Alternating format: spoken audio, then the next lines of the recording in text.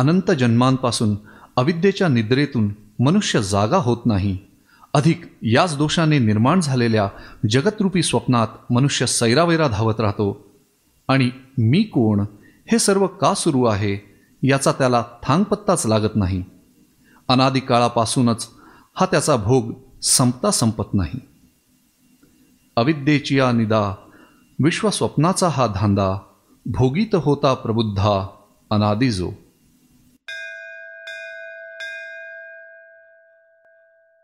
ध्यान मूलम गुरुमूर्ती, पूजा मूलम गुरुपदम, मंत्र मूलम गुरुर्वाक्यम, मुक्ती मूलम गुरु कृपा. ब्रह्मेवाहम अहम ब्रह्म न चाहम ब्रह्मणा पृथक, नाहम देहो न मे देहा केवलोहम सनातन. आज आपण सर्वजण या ठिकाणी शिलारनानांच्या घरी जमलेलो आहोत. बरेच दिवसापासून हा इकडे येण्याचा विचार सुरू होता, तर 26 जानेवारीला सुट्टी असल्यामुळे काही साधकांना आजचा दिवस निश्चित झाला आणि या ठिकाणी आपण त्यांच्या घरी हा चिंतनाचा कार्यक्रम करण्याचं ठरवलं. या कार्यक्रमासाठी स्त्री मंडळींकडून आणि पुरुष मंडळींकडून बरेच सहकार्य लाभलेलं आहे आणि या कार्यक्रमामध्ये प्रत्येकाच्या थोड्या थोड्या का होईना सहकार्यामुळेच हा कार्यक्रम आत्तापर्यंत एकदम व्यवस्थित झालेला आहे. जेवणाचा कार्यक्रम नंतर सर्व काही जे सर्वांनी याच्यात जो थोडा थोडा काही हातभार लावला त्या सर्वांचेच कौतुक करण्यासारखे आहे. या सर्वांनाच त्यांच्या केलेल्या सेवेबद्दल महाराजांची कृपा व्हावी, त्यांचे त्यांना आशीर्वाद मिळावे हे त्यांच्या चरणी प्रार्थना करतो आणि या आपल्या प्रमुख कार्यक्रमाला सुरुवात करतो. या ठिकाणी आपण श्री ज्ञानेश्वरी मधील 18व्या अध्यायातील 17 नंबरच्या श्लोकमधील पहिली ओवी चिंतनासाठी निवडलेली आहे. ही शिलारनानांनीच निवडली आहे, तर त्या ओवीवर आपण चिंतन करणार आहोत. 17व्या नंबरचा श्लोक श्रीमद भगवद्गीतेमध्ये यस्य नाहंकृतो भावो बुद्धिर यस्य न लिप्यते हत्वापि स इमाम लोकान हंती न निवद्यते हा श्लोक आहे. याची पहिली ओवी जी आहे, तरी अविद्येची या निदा, विश्वस्वप्नाचा हा दांधा, भोगीत होता प्रबुद्धा अनादी जो. वास्तविक ही ओवी जी आहे, ही ओवी तसं पाहिलं तर सिद्धांताची ओवी आहे.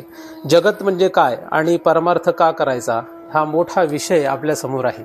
वास्तविक आपण जन्माला आल्यानंतर आत्तापर्यंत म्हणजे आपलं जे काही वय असेल, आपण सर्वजण जन्माला जेव्हा आलो तेव्हापासून आत्तापर्यंत या ठिकाणी बसलेल्या प्रत्येकाचं वय निरनिराळं आहे.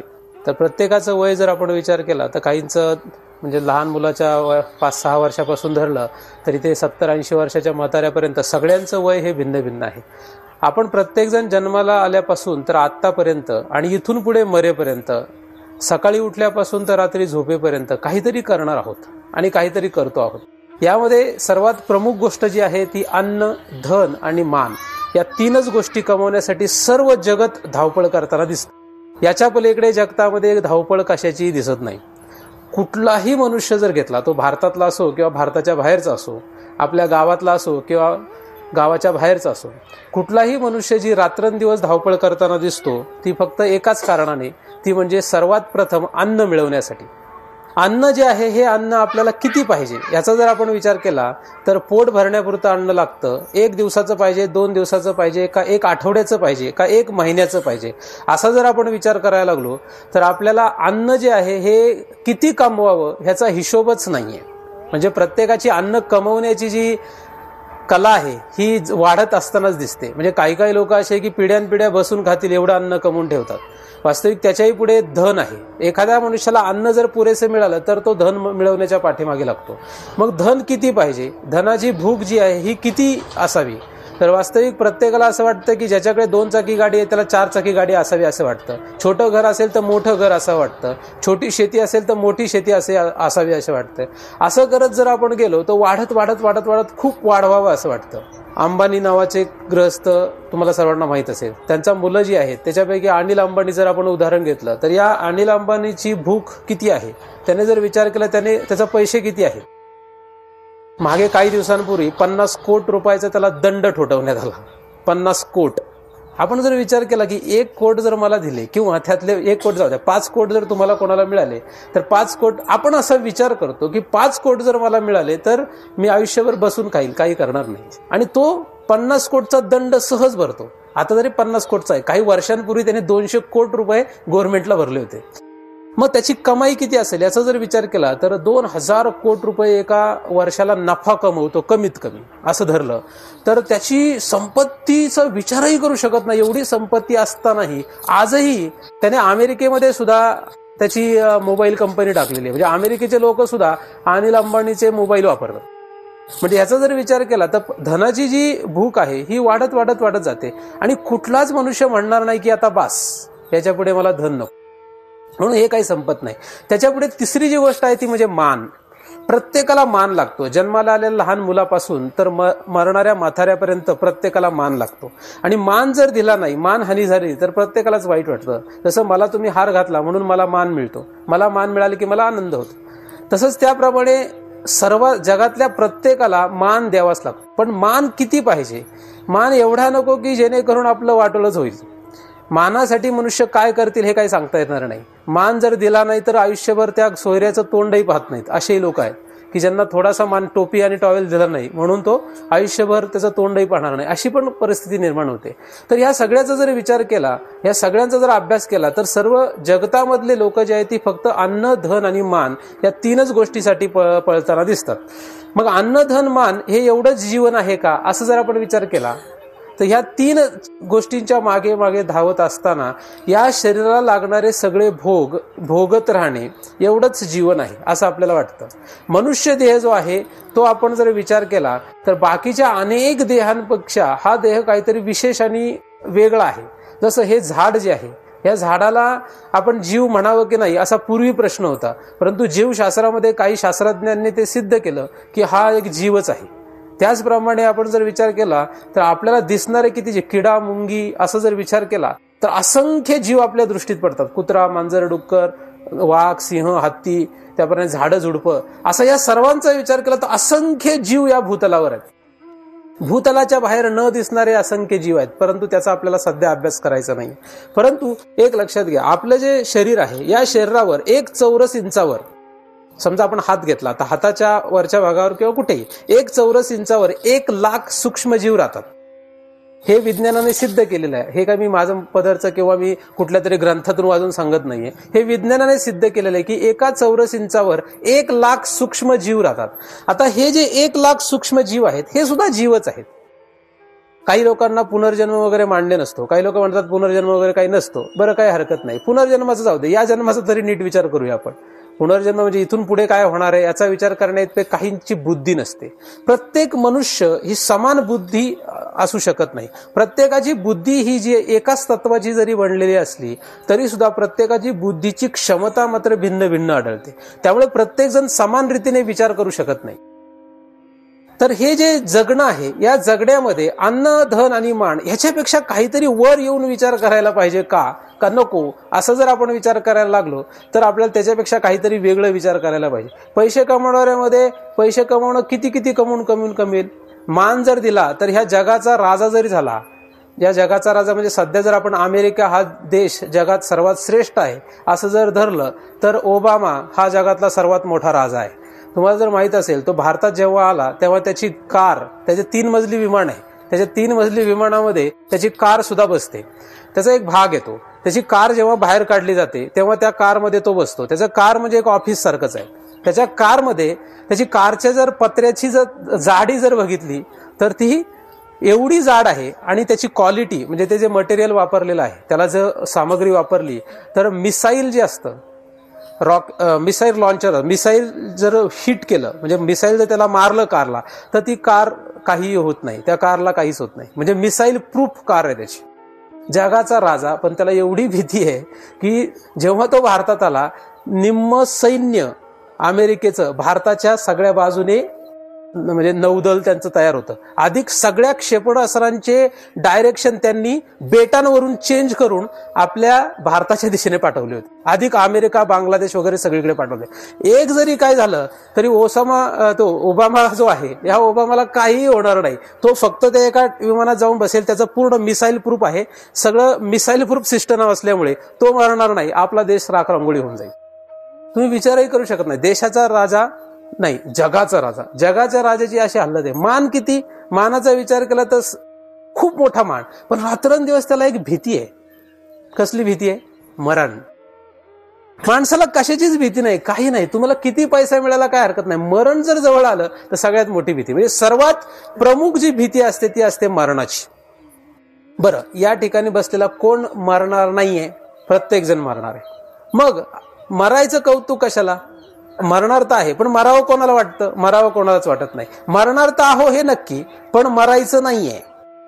मरायचं नाही पण मेल्याशिवाय राहत नाही, अशी आपली स्थिती आहे. मनुष्य देहात आल्यानंतर हेच कोडं उलगडण्यासाठी परमार्थ केला जातो. परमार्थ म्हणजे काय? परमार्थामध्ये परम अर्थ काय? शब्दशः जर अर्थ केला तर परम अर्थ काय? परम अर्थ म्हणजे परमार्थ. परम अर्थ काय आहे हे जाणणे याला परमार्थ असे म्हणतात. दुसऱ्या सोप्या भाषेत सांगितलं तर भगवंताची सेवा करत राहणे याला परमार्थ असे म्हणतात. अशा वेगवेगळ्या रीतीने जर त्याचा विचार केला तर वेगवेगळे लोक वेगवेगळा त्याचा अर्थ करतात. परंतु आपल्याला जो योग्य वाटेल तो करायला पाहिजे. तुम्हाला सुख पाहिजे आणि दुःख नको. दुःखाची प्राप्ती व्हावी असं कोणालाच वाटत नाही. सुख प्राप्त होऊ नये असंही कोणाला वाटत नाही. परंतु आपल्या जर आयुष्याचा विचार केला तर आपल्याला सुख किती मिळालं आणि दुःख किती मिळालं याचा जर विचार केला तर फक्त दुःख मिळालेलं नाही, फक्त सुख मिळालेलं नाही. सुख आणि दुःख यांचं मिश्रण म्हणजे आपलं जीवन आहे. आपण जे जगतो आहोत हे जगणं म्हणजे सुख दुःखाचं मिश्रण आहे. या सुख दुःखाच्या मिश्रणामध्ये आपण जगतो आहोत आणि मरणार मात्र नक्की आहे. मग मरण्याच्या आत काय करायला पाहिजे? सर्वसामान्य किडामकोडे आणि सगळे माणसं पण काय करतात? फक्त रोज सकाळी उठल्यापासून रात्री झोपेपर्यंत कष्ट कष्ट कष्ट म्हणजे राबायचं आणि संध्याकाळी झोपायचं, सकाळी उठायचं, जन्मल्यापासून मरेपर्यंत एवढंच करायचं. त्याच्यानंतर मेला म्हणून बाकीचे लोक त्याला जाळून टाकतात, काही दिवस रडतात, फोटो टांगतात. पंजाचा फोटो घरात दिसत नाही, आज्याचा कदाचित असतो, पण तुमच्या घरामध्ये कोणाच्याही पंजाचा फोटो नसेल. खापर पंजाचा प्रश्नच येत नाही. म्हणजे हे लक्षात घ्या, आपण सगळी इस्टेट जरी कमवून खूप मोठं नाव देशामध्ये जरी केलं तरी सुद्धा आपला फोटो फक्त आपला मुलगा लावेल. आणि हे तर गावाकडची गोष्ट आहे. शहरामध्ये गेलं तर तुमचा वडिलाचाही फोटो दिसत नाही कोणाच्या घरात. ही एवढी वाईट परिस्थिती आहे. म्हणजे आपली किंमत जी आहे ती फक्त मरणाच्या दारापर्यंतच आहे. जेव्हा आपण मरणार तेव्हा आपली किंमत संपलेली आहे. तुम्ही कितीही कमवा अथवा कमवू नका, हे असं आपलं जीवन आहे. मग या जीवनामध्ये फक्त राबावं आणि फक्त खाऊन त्याचा विष्टाच करावी असंच आपलं जीवन आहे का? असं जीवन असावं का? असं असू नये. त्याच्या पुढे काहीतरी आहे. आपण काही या झाडाझुडपांसारखे नाही की एकाच जागी उभं राहायचं. आपण काही कुत्रा मांजऱ्यासारखे नाहीये, आपण काही बैलासारखे नाहीये, आपण काही गाया म्हशीसारखे नाहीये की ज्यांचं जीवन म्हणजे फक्त मूर्खासारखं आहे. गाढवासारखी आपली स्थिती नाहीये. आपण मनुष्य आहोत. मनुष्यामध्ये बुद्धी नावाचं इंद्रिय प्रबळ आहे. बाकीच्या प्राण्यांमध्ये हे बुद्धी नावाचं इंद्रिय लुप्त आहे, त्याला बंद केलेलं आहे. ह्या सिस्टम मध्ये जर विचार केला तर मनुष्य हा एकमेव देह असा आहे की ज्याची बुद्धी काम करते. बाकीच्यांची बुद्धी काम करते, परंतु मनुष्य इतकी प्रबळ बुद्धी कोणाचीच नाही. देवादिकांची जरी प्रबळ असली तरी देवादिकांना हा विचार करण्याचा अधिकार दिलेला नाही. सृष्टीची संरचना अशी आहे की देवांना हा विचार करण्याचा किंवा भूतलावर जे काही कार्य होतं याचा अधिकार नाही. म्हणून आपणच हे करायला पाहिजे. आपण काय करायचं तर आपण या परमार्थाचा अभ्यास करायचा. परमार्थामध्ये आपल्याला परमार्थ काय आहे हे शोधून घ्यायचं आहे. याची गरज केव्हा जाणवते? वास्तविक जर विचार केला तर लहान मुलं कधी परमार्थ करताना दिसत नाही. हजारोतून एखादा लहान मुलगा परमार्थ करताना दिसतो. तरुण माणसं करतात का? तरुण माणसंही परमार्थ करत नाही. का करत नाही? त्याचं एक कारण आहे. त्यानंतर म्हातारी माणसं परमार्थ करतात का? हो, म्हातारी माणसं परमार्थ करताना दिसतात. जास्तीत जास्त म्हातारे लोक देवळात का जातात? त्याचं कारण असं आहे की माझे अनेक म्हातारे लोक मित्र आहेत. म्हणजे आजच नव्हे तर बऱ्याच वर्षांपासून, मी 10-15 वर्षापासून अनेक म्हातारे लोक माझे मित्र आहेत. तर या लोकांना मी जेव्हा केव्हा विचारायचो की आजोबा हे सांगा बरं, हे जगत म्हणजे काय आहे, किंवा तुमचं जे काही झालं हे बरं आहे का, कसं आहे, असे जेव्हा त्यांना मी काहीतरी प्रश्न करायचो तेव्हा सगळ्या म्हाताऱ्यांचं एकच उत्तर आहे, काही खरं नाही. आणि हेच उत्तर इथे बसलेल्या सर्व म्हाताऱ्यांचं असणार आहे. जगामधले आणि जिथे जे इथे तरुण आहेत ते म्हातारपणी हेच बोलणार आहेत. सृष्टी अशीच आहे. म्हातारपणामध्ये सगळेजण म्हणतात काही खरं नाही. काही खरं नाही या शब्दामध्ये बऱ्याच गोष्टी आहेत. म्हणजे जे काही आयुष्यभर केलं ते काही खरं नाही. तरुणपणात हे का सुचत नाही? कारण तरुणपणामध्ये सर्व इंद्रिये शाबूत असतात. स्थूल देह, त्याची इंद्रिय ही अत्यंत प्रबळ आणि शाबूत असल्यामुळे या इंद्रियांना भोग भोगण्यामध्ये रस असतो. डोळ्यांना वाटतं की काय पाहावं आणि काय पाहू नये. कानाला असं वाटतं काय ऐकू आणि काय ऐकू नये. प्रत्येक इंद्रिय ही विषयांच्या पाठीमागे इतक्या प्रखरपणे धावतात की जसा एखादा भुकेला पशु असतो, म्हणजे बैल, गाय, म्हैस, हिरवा चारा पाहिला तर ते कशी धावते, त्याप्रमाणे तरुण मनुष्य हा विषयांच्या पाठीमागे फटकन धावतो. ह्यात काही नवल नाही आहे. परंतु मनुष्य देह हा आपला जर विचार केला तर हळूहळू जसा सूर्य ढळतोय त्याचप्रमाणे हा देह सुद्धा जर्जर होणार आहे.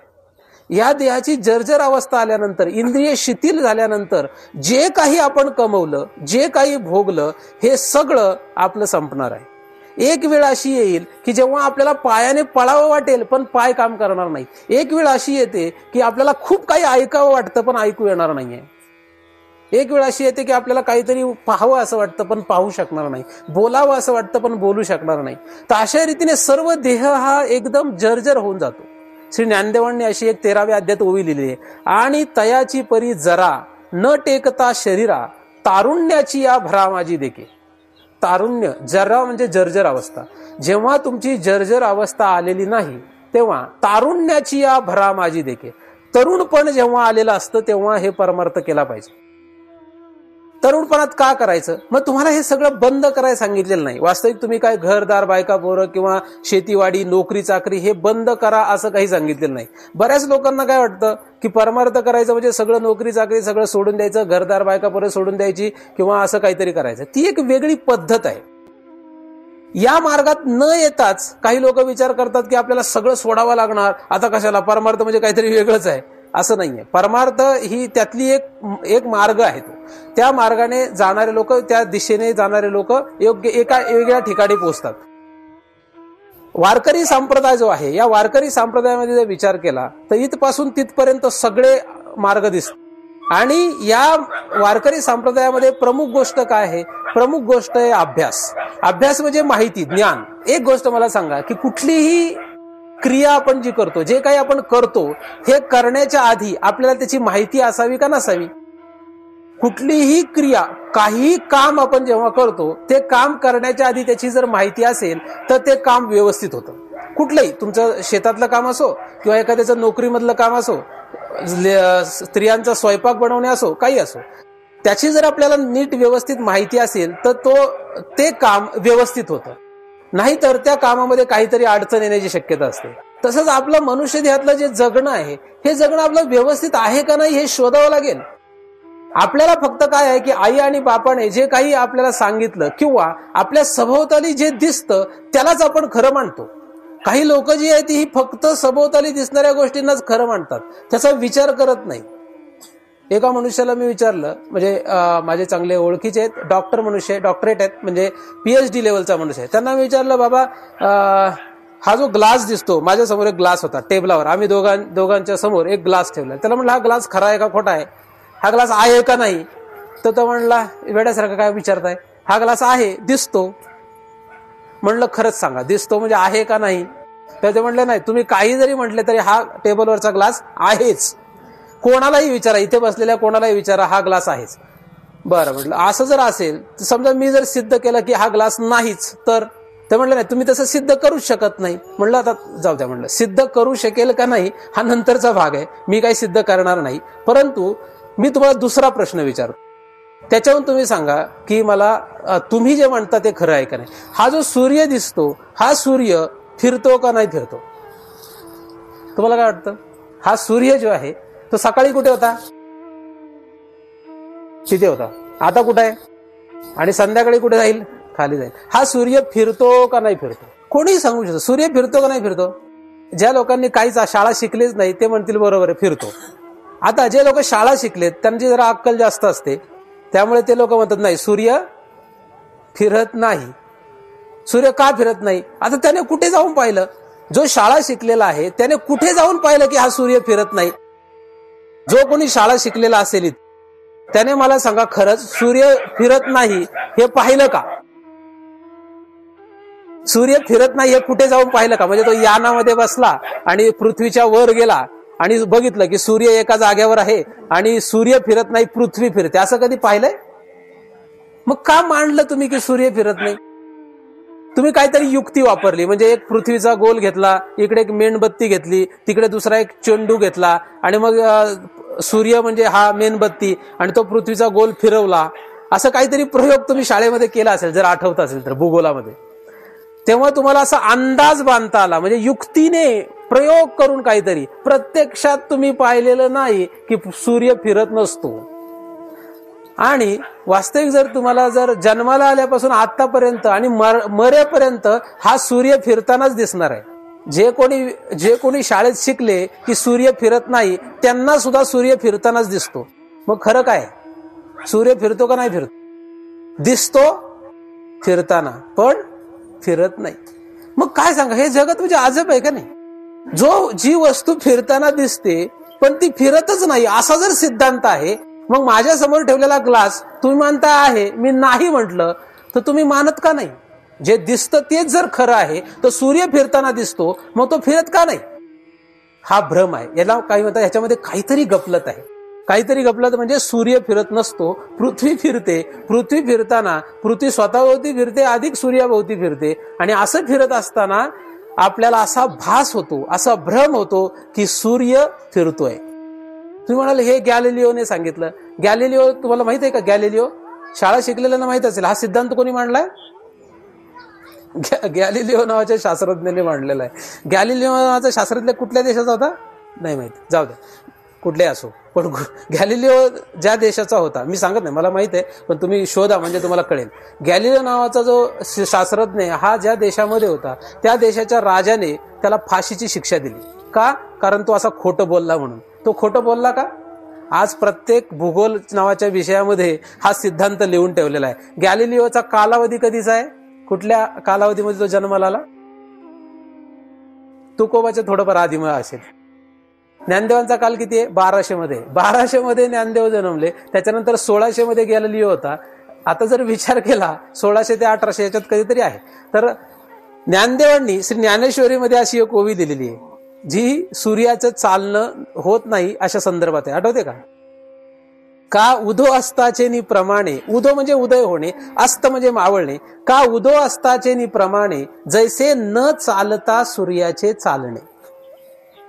काय लिहिलेलं आहे? आणि ह्याच्यावर ते शास्त्रज्ञ पुण्यामध्ये आहेत भारी भारी. कुठले? माशेलकर. कुठले? खगोलशास्त्रज्ञ नारळीकर म्हणतात की ज्ञानदेवाला काय माहित नव्हतं. त्याच्यावर मग वाद झाला. अर्थात त्यांचा विषय निराळा आहे, आपला विषय निराळा आहे. तर जेव्हा माझ्या त्यांच्यातले काही लोकांचं बोलणं झालं, त्यांना मी सिद्ध करतो म्हणलं. तुम्ही सिद्ध करा, मी पण सिद्ध करतो की ज्ञानदेवांना माहित होतं, तुम्ही म्हणा ज्ञानदेवांना माहित नव्हतं. आपण सिद्ध करू. समोरासमोर बोलल्यावर कळेल ना कोण किती पाण्यामध्ये आहे, हे का नाही? प्रमाण पाहिजे. तुम्ही तुमच्याच बापाचे मुलगा आहात, ह्याला काही प्रमाण आहे? कोण देऊ शकतं? कोणी देऊ शकत नाही. कोणीही सांगू शकत नाही. म्हणजे ह्याच्याहून हे लक्षात घ्या की आपण जे काही करतो, आपण जे काही वागतोय, आपण जे काही जगामध्ये जगतो आहोत, हे खरं असेल हे कशावरून? ह्याच्यामध्ये काहीतरी आपली चूक होते आणि आपण मेल्यानंतर मात्र काहीतरी गडबड होणार आहे. मरणानंतरचा विचार न करणारे फॉरेनचे लोक असतात, जे मरणानंतरचा विचार करत नाही. त्याला चार्वाक शास्त्र म्हणतात. ईट, ड्रिंक अँड मेक मेरी, म्हणजे खा प्या आणि मजा करा, याला म्हणतात दुसऱ्या देशाची संस्कृती. ही आपल्या देशाची संस्कृती नाहीये. म्हणून बाकीचे देश बुडणार. बाकीच्या देशांचा इतिहास जो आहे तो 2000 वर्षापूर्वींचा आहे. 2000 फक्त. आपल्या देशाचा जो इतिहास आहे तो सनातन आहे. सनातनचा अर्थ काय? तर आता जे युग सुरू आहे हे 27 युग ओलांडलेली आहेत. 27 कशी? तर 4 युगांचं एक धरतात, एक युनिट. 4 युग. 4 युगामध्ये कृत, त्रेता, द्वापार, कली असे 4 होतात. कृतयुग, त्रेतायुग, द्वापारयुग, कलियुग या 4 युगांचे एक जर धरलं तर असे 27 ओलांडलेत आणि 28 आता सुरू आहे. 28व्या युगातलं हे 4थं आहे. म्हणजे कृत, त्रेता, द्वापार संपलं, कली सुरू आहे. कली मधले 5000 वर्ष संपलेले. किती वर्ष संपले, एवढा कालावधी लोटलेला आहे. आणि तेव्हापासून भारत देश आहे. बाकीचे देश जे होते म्हणजे भारत भूमीमध्ये याचा जर विचार करा, तुम्हाला जर वाटेल की हे काय खरं आहे का खोटं आहे, भारत एक खोज असा एक मोठा ग्रंथ आहे. किंवा जर इंटरनेट नावाचा पदार्थ एक तुम्हाला जर माहित असेल तर इंटरनेटवर भारतविज्ञान.com, भारतखोज.com अशा वेगवेगळ्या वेबसाईट्स आहेत. त्याच्यावर जर तुम्ही जाऊन बघितलं तर भारत म्हणजे काय हे तुम्हाला लक्षात येईल. जे काही सिद्धांत आपण पुस्तकामध्ये शिकलो, गॅलिलिओने लिहिला आहे किंवा दुसरं कोणीतरी लिहिला आहे, तो वास्तविक त्यांनी लिहिलेला नसून आपणच लिहिलेला आहे. पण त्या लोकांचं पद्धत अशी होती की जगामध्ये ग्लॅमर, प्रभाव करणे अशी त्यांची सवय असल्यामुळे आपल्या वर डोक्यावर बसले आणि आपल्याला सांगू लागले आम्हीच हे सगळे शोध लावले. वास्तविक आपलं त्यांचं भांडण नाहीये. मला हे सांगायचं की भारतभूमी जी आहे, या भारतभूमीमध्ये फक्त मनुष्य देहाचा विचार होत नाही, तर मनुष्य देहाच्या नंतर असंख्य जे आपल्याला जन्म होणार आहे याचाही सुद्धा विचार होतो. हा जो प्रवाह आहे, आपण जेव्हा जन्माला आलो हा कुठून आलेलो आहे हे आपल्याला लक्षात येत नाही. तुम्हाला जर विचारलं तुम्ही जन्माला कुठून आले म्हणजे काय, मातेच्या उदरामधून आलो. मातेच्या उदरात कुठून आले, बाकीचे कोणाला सांगता येणार नाही. काय लोकांना काय वाटतं की फक्त हे शरीर आहे ना, एवढंच शरीर आहे आपलं.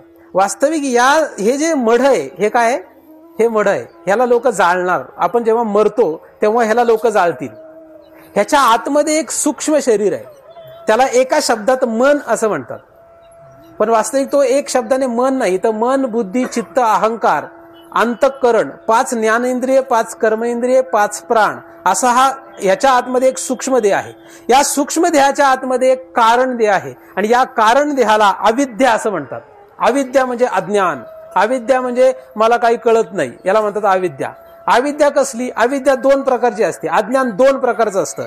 एक अज्ञान म्हणजे उदाहरणार्थ या पडद्याच्या पलीकडे काय आहे इथल्या लोकांना माहित आहे, पण जे लोक इथले नाहीत म्हणजे ह्या घरातले नाहीत त्यांना माहित नाही आता या पडद्याच्या पलीकडे काय. ह्या पडद्याच्या पलीकडे काय आहे, गोठा आहे. गोठ्याच्या पलीकडे वावर आहे. वावरात काय आहे, जे लोक इथले आहेत त्यांना माहिती आहे वावरात काय पेरलंय, पण सगळ्यांना सांगता येणार नाही. म्हणजे हे पण अविद्याच आहे, ही पण अज्ञानच आहे. पण या अज्ञानाने काय झालं, काही फरक पडला नाही. काही अज्ञान असे असते की त्याने आपल्याला काही फरक पडत नाही. काही अज्ञान असे असतात की त्या अज्ञानाने आपल्याला फरक पडतो. एखादा जर शेतकरी असेल, शेतकऱ्याला गहू कधी लावावा हे कळलंच नाही, गहू कधी लावायचा आहे हे ज्या शेतकऱ्याला अज्ञान आहे त्याचा तोटा होईल का फायदा होईल, त्याचा तोटाच होईल. कुठला ऊस वापरला पाहिजे, कुठल्या ऊसाचं बेणं आणलं पाहिजे हे जर शेतकऱ्याला कळलं नाही तर त्याला शेतीमध्ये लॉसच होणार आहे. म्हणजे ती अविद्या त्याला लॉस करण्याला कारणीभूत होते. म्हणजे काही अविद्या अशा असतात की त्याने आपला काही फरक पडत नाही. ह्या पडद्याच्या पलीकडे काय आपल्याला काही घेणं नाही. अमेरिकेत काय चाललंय काय फरक नाही पडत. अमेरिकेत काही चालू आपल्याला त्याने काही फरक पडत नाही. बरं, एखाद्याला अमेरिकेत काय चाललंय याच्यामुळे फरक पडत असेल, परंतु स्वर्गामध्ये काय चाललंय काय फरक पडतो, स्वर्ग आहे का नाही याचंही काही घेणं नाही. असं पण काही लोकांना स्वर्गाच्या विषयी अज्ञानाचा काही फरक पडत नाही. हे सगळं ठीक आहे, परंतु ही जी अविद्या आहे या अविद्येला तूळ अविद्या असं म्हणतात. ही सेकंडरी आहे, ही प्रायमरी अविद्या नाहीये. सेकंडरी म्हणजे तूळ, दुय्यम. आणि दुसरी एक अविद्या आहे ती मूळ अविद्या आहे. मूळ अविद्येचा असा अर्थ होतो की तुम्ही कुठून आले हे तुम्हाला न कळणे, याला म्हणतात मूळ अविद्या. तुम्ही कुठून आले हे न कळणे याचं नाव अविद्या. आणि अविद्यारूपी झोप, तरी अविद्येची या निदा अशी सुरुवात आहे ओवीची. आपण कुठून आलो हे आपल्याला न कळणे याचंच नाव अविद्या. अविद्या म्हणजे अज्ञान. आपण कुठून आलो, मुलांना कोणालाही प्रश्न विचारला, आता म्हाताऱ्या माणसाला जरी विचारला कुठून आला तर लगेच गावाचं नाव सांगतो. गावाचं नाव नाही, मी एक्झॅक्ट नक्की विचार करून सांग कुठून. जरा हुशार झाला, विचार करायला लागला तर तो म्हणतो मातेच्या उदरातून आलो. मग मातेच्या उदरात कुठून आला, एखादा म्हणतो नाही मी तिथे होतोच. असा कसा होतोस, मातेच्या उदरात नव्हताच तू. तू म्हणलं मग तुकोबांनी त्याच्यावर एक अभंग लिहिलेला आहे. माय होती तहानी, हा होता कोणत्या राणी, बाप होता बाळ तेव्हा कंठीला कोठे काळ. हा जर म्हणला की बापापासून उत्पन्न झालो, तर जेव्हा बाप होता बाळ तेव्हा कंठीला कोठे काळ. बाप जेव्हा तुझा बाळ होता तेव्हा तू कुठे होतास. माय होती तहानी तेव्हा होता कोणत्या राणी, तेव्हा तू कुठे होतास. म्हणजे याचा अर्थ मातेच्या उदरात जे आपण आलो हे कुठून तरी आलेलो आहे. कुठून आलो तर पुरुषाच्या श्वासोश्वासामधून पुरुषाच्या शरीरामध्ये आपण प्रवेश करतो. पुरुषाच्या हृदयामध्ये प्रकाश आहे, या हृदयामध्ये आपण प्रवेश केल्यानंतर आपण सूक्ष्म रूपाने प्रवेश करतो आणि तिथे जसं बीज फुटावं, बीज फुटल्या की झाड तयार होत असतं. कधी झाड तयार होण्यासाठी काय व्हावं लागतं? बीज फुटावं लागतं. जसं गहू पेरला तर जमिनीच्या खाली काय होतं? ते गहू फुटतं. कुठलंही झाड असू द्या, बीज फुटल्याशिवाय झाड तयार होत नाही. तसं आपण जे आहोत ते पुरुषाच्या श्वासोश्वासामधून हृदयामध्ये जातं, हृदयामध्ये ते फुटतं. हृदयातून फुटल्यानंतर त्याचे शुक्रजंतू तयार होतात. हे शुक्रजंतू स्त्रीच्या म्हणजे मातेच्या शरीरामध्ये जातात आणि तिथून 9 महिने त्याच्यावर रक्त, मांस, कफ, वात, पित्त ह्या सगळ्यांचा सांगाडा तयार केला जातो. आपली उत्पत्ती कशी झाली? पुरुषाच्या श्वासोश्वासामधून मातेच्या शरीरापर्यंत आपण आलो. तिथे आपल्यावर चिखलाने जसा लेप लेपून मूर्ती तयार करावी तसं आपल्या सूक्ष्म शरीरावर हा गुमुताचा देह बांधलेला आहे. 9 महिने मातेची या उदरकुहरी पचुनी विष्टेच्या दाथरी उकडोनी नवमासवरी जन्म जन्मोनी मरती. मातेच्या उदरात काय असतं? आनंद, खूप मजा असते. काय मातेच्या उदरामध्ये? मातेचं उदर म्हणजे माहिती आहे का काय? मातेच्या उदरामध्ये खूप मजा असते का? नाही. तिथे सगळं विष्टा, मल, मूत्र हे सगळं तिथे असतं. अधिक रक्त असतं. रक्त चांगलं का वाईट? रक्त आपल्याला जरी जगायला कारण असलं तरी जर रक्त आपण काढलं तर म्हणत नाही राहू दे चांगलं आहे. रक्त जर आलं तर फटकन धुवून टाकतो आपण, त्याला औषध लावून रक्त येऊ नये याची वाट बघतो, कारण रक्त ही अशुद्ध गोष्ट आहे. त्याच्याप्रमाणेच आपण जो कफ काढतो तो कफ सुद्धा घाण असतो. हा कफ सुद्धा पोटात असतो, उदरामध्ये. मातेच्या उदरामध्ये हे सगळं असतं. या ठिकाणी आपण प्रवेश केला आणि हा प्रवेश जो आपण केला तो कुठून आलो हे माहित नाही. तुम्हाला माहित आहे का नक्की तुम्ही कुठून आले? आता हे बघा, हे जे पेंडॉल आहे, या मंडपामध्ये तुम्ही किती लोक असाल अंदाजे? समजा 15, 20, 25, 50 लोक आहेत असं धरू. या ठिकाणी हे स्थूल शरीर आहे. बरं, या ठिकाणी सूक्ष्म जीव किती असतील? मुंग्या असते तर किती असतील? तुमच्यापेक्षा डबल असू शकतील, डबलपेक्षा जास्त असेल. मुंगींपेक्षा बारीक जीव असेल तर किती असेल? समजा तुम्ही 100 असेल तर मुंग्या इथं 500 असू शकतात. मुंग्या 500 आरामात बसतील इथं. 500 मुंग्या जर बसल्या तर बारीक सूक्ष्मजीव 1,00,000 बसतील. 1,00,000 बारीक सूक्ष्मजीव बसतील. आता हे तर स्थूल शरीर ज्यांना मिळालं ते आहे. त्यापेक्षा जर एखाद्याचं स्थूल शरीर मिळालेलंच नाही अशी जर अवस्था असेल तर या पेंडॉलमध्ये लाखो नव्हे अब्जावधी जीव या ठिकाणी आहेत. अब्जावधी, जे आपल्याला डोळ्याने दिसत नाहीत. डोळ्याने न दिसणारे अब्जावधी जीव या ठिकाणी फिरतात. तसं सर्वत्र ते फिरत असतात. म्हणून जिथे कुठे आपण जाऊ त्या ठिकाणी हे सूक्ष्म रूपाने हे जीव फिरत असतात. आणि हे मातेच्या उदरामध्ये आल्यानंतर त्या ठिकाणी त्याला देह आपला बांधला गेला. मातेच्या उदरामध्ये असंख्य दुःख भोगले. त्याच्यानंतर आपण मातेच्या उदरातून बाहेर पडलो. मातेच्या उदरातून 9 महिन्यानंतर बाहेर पडलो. मातेच्या उदरामध्ये दुःख असल्याशिवाय जन्माला येणारं पोरगं रडणार नाही. कारण जन्माला आलेलं पोरगं फक्त रडतच असतं. का रडतो? त्याचं कारण असं आहे की मातेच्या उदरात दुःख होतं. दुःख म्हणजे जठराग्नी असतो, ते पोटामध्ये जठराग्नी असतो. या जठराग्नीचं तापमान खूप असतं. म्हणजे गाजर कच्चं जरी खाल्लं तरी पचतं. याचा अर्थ त्याचं तापमान हे खूप जास्त आहे. म्हणजे उकळलेल्या पाण्याचं म्हणजे 100 डिग्री तापमान अंदाजे असू शकेल. तर एवढ्या तापमानाला आपल्याला पोळलेलं आहे. अधिक मातेच्या उदरातून बाहेर येताना असंख्य वेदना होतात. या असंख्य वेदना आपण सहन केलेल्या आहेत आणि या वेदना मातेला सुद्धा झाल्यात. आकांतू ते जननीये दुःखे धाय मोकली. आकांत म्हणजे जर स्त्रीची प्रसूती नीट झाली तर त्याला पुनर्जन्म झाला असं म्हणतात. याचा अर्थ काय? तर त्या स्त्रीला भयंकर वेदना होतात हे सर्व मान्य आहे. ज्यांनी भोगलं त्यांना सर्वांना मान्य आहे. आता पद्धती बदलल्या परंतु त्या वेदना असंख्य असतात, तीव्र असतात. या वेदना जर स्त्रीला 20 वर्षे 25 वर्षाच्या स्त्रीला, धडधाकट स्त्रीला चांगल्या वेदना होतात, तर जो मुलगा जन्माला येतो तो बारीक लुसलुसीत शरीराचा, मऊ शरीराचा असतो, त्याला किती वेदना झाल्या असतील? या सगळ्या वेदना आपण सहन केल्या आणि बाहेर आलो. ते बाहेर आल्यानंतर हळूहळू या वातावरणामध्ये आपल्याला कळायला लागलं. भारतात असेल तर मराठी, हिंदी, इंग्लिश काहीतरी शिकला. जे काही भाषा शिकला, जो काही प्रदेशात होता ते सगळं शिकत इथल्या लोकांनी जे शिकवलं तोच शिकला. मग अन्न धन मान कमवणे याच्या पलीकडे काही शिकलं नाही, त्याच्या पलीकडे काही शिकवलं नाही कोणी. बरं, मग त्याच्यानंतर पुढे हळूहळू वाढत गेला. वाढला आणि सगळ्या शेवटी काय झालं? एक दिवस मेला. मेल्यानंतर काय झालं? बरं, एवढ्या मधल्या काळात त्याने अन्न धन मान याच्या पलीकडे काहीही केलेलं नसतं. जगातला कितीही मोठा मनुष्य असला तर फक्त अन्न धन आणि मान याच्या पलीकडे तो काहीही कमवत नाही, हे लक्षात घ्या. आणि जेव्हा तो मरतो त्याची जी कीर्ती आहे, त्याचं जे नाव आहे, हे काही वर्षच टिकतं. तुम्ही मला एक सांगा, शंतनू राजा कोणाला माहितीये? शंतनू माहितीये कोणाला? नाही माहिती. शंतनू राजा माहितीये कोणाला? का? अरे शंतनू राजासारखा राजा भारतभूमीत झाला नाही, परंतु त्या राजाचं नाव आपल्याला आज माहित नाही. का? कीर्ती संपली त्याची. मला त्याच्यातून हे सांगायचंय की आपण कितीही मोठं झालो, कितीही मोठी कीर्ती कमवली तरी आपल्याला काही व्हॅल्यू नाहीये, आपल्याला किंमत राहणार नाहीये. कारण हे संपणार आहे. सृष्टीचा, काळाचा पडदा असा आहे, काळाची गती अशी आहे की सर्वांना संपवते. मग आपण कमावणार काय? कशासाठी आपण मनुष्य देहात आलो? का आपण हे जगलो? का नुसतं रात्रंदिवस फक्त अन्न धन मानाच्या पाठीमागे लागतो आणि मरतो? पुढे काय? मेल्यानंतर काय होतं की हे जे शरीर आहे, या शरीराच्या आतमध्ये असलेले जे 3 शरीर आहेत, त्याच्यासह जो आत्मा आहे, ह्या चौघांचा पुंजका या देहातून 9 द्वारापैकी कुठल्याही एका द्वाराने बाहेर पडतो. आणि तो बाहेर पडल्यानंतर जगातल्या कुठल्याही माणसाला त्याला आज तागायत पकडता आलेलं नाही, किती मोठा सायंटिस्ट असू द्या.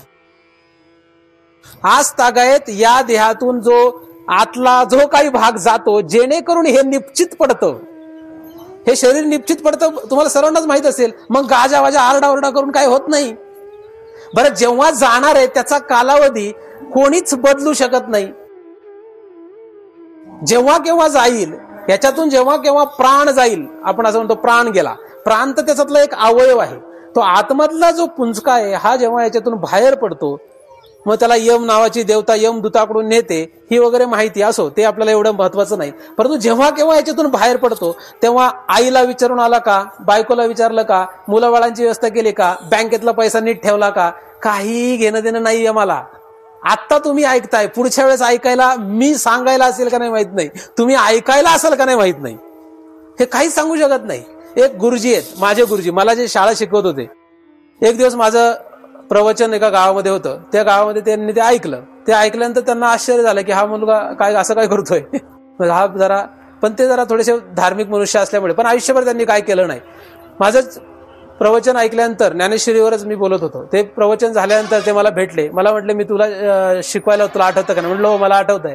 ते म्हटले, तुझं हे सगळं ऐकून मला माझे डोळे उघडले आणि मला आता तुझ्याकडून बरंच काही ऐकायचं आहे. मला तुझ्याकडून सगळं हे कोड जे आहे हे उलगडून घेण्याची इच्छा निर्माण झाली. जगत काय आहे, मी काय आहे, हे मला जाणून घेण्याची इच्छा झाली आहे.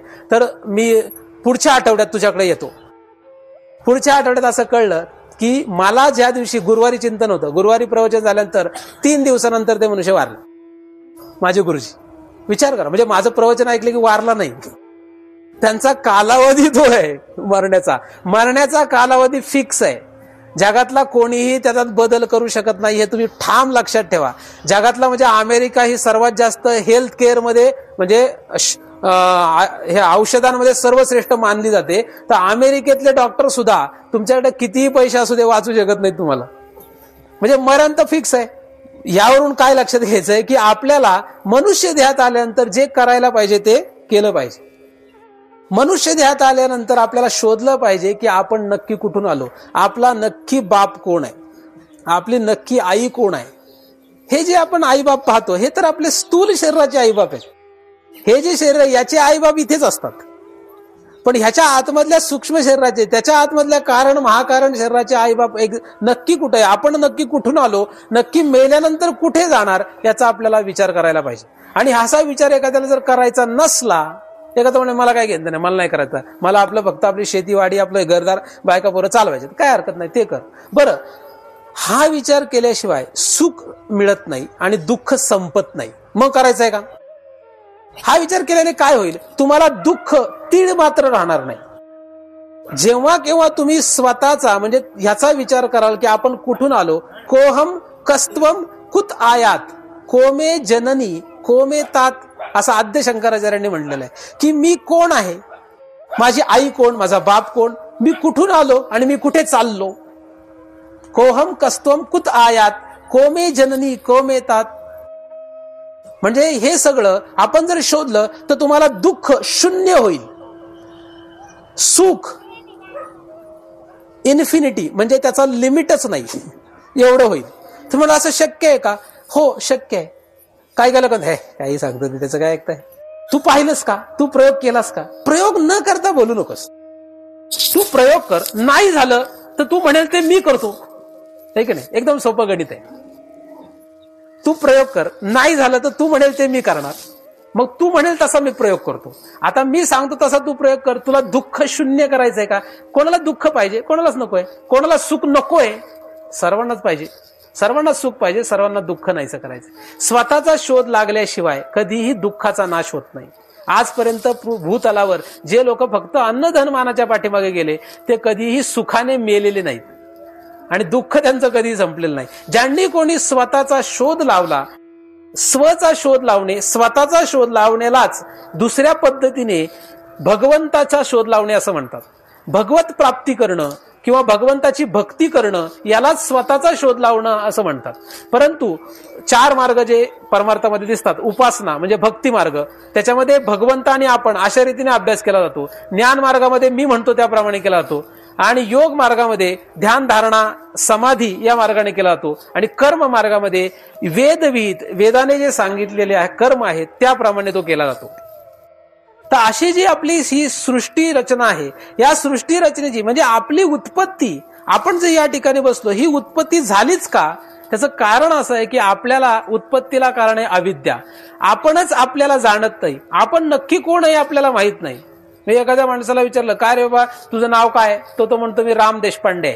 बरं, राम देशपांडे तू आहेस का? या देहाचं नाव राम देशपांडे ठेवलेलं आहे. जर पुण्यामधल्या सदाशिव पेठेतल्या एखाद्या ब्राह्मणाकडे गेलं आणि त्याला म्हणलं, का हो तुमचं नाव काय? ते म्हणतात या देहाला गिरीश जोशी असे म्हणतात. फरक.